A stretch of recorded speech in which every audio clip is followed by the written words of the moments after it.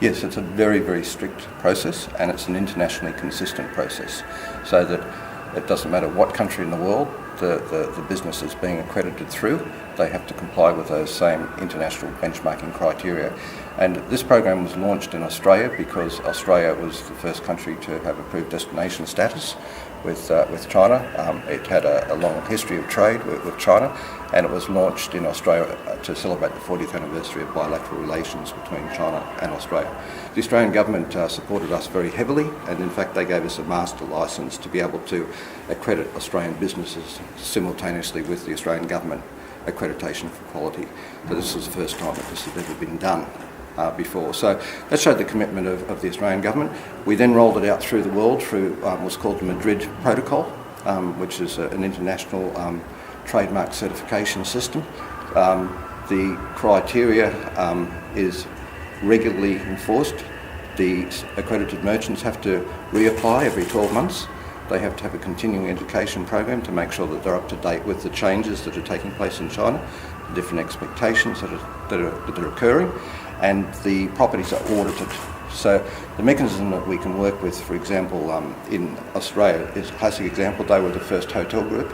They're the largest hotel group in Australasia, and they were the first hotel group probably in the world to recognise the importance of outbound tourism to various countries. So as an organisation, they have embraced it, so we have provided them with a master licence.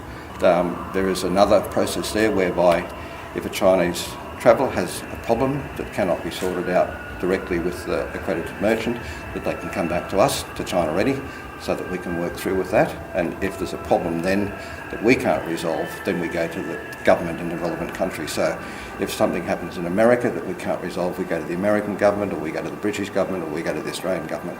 And a good example of that was some time ago with a Chinese purchaser who bought 20 pairs of UGG boots. And they went into the store, picked the colour that they want, they packed them up, they sent them across to China. When they opened them up, they were all left feet.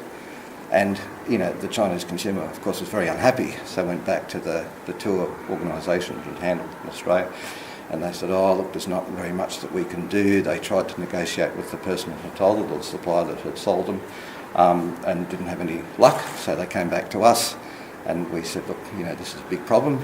You've signed, you've warranted that you're going to comply with these.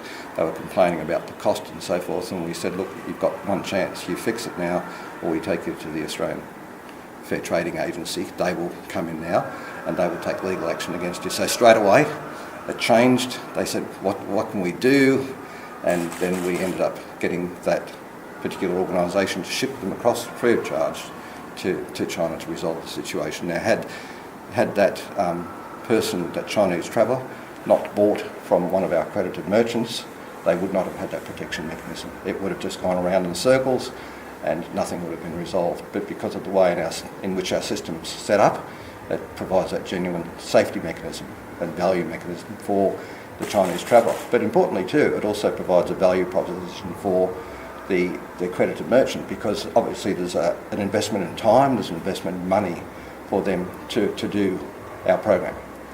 So there is an investment, there's a commitment there.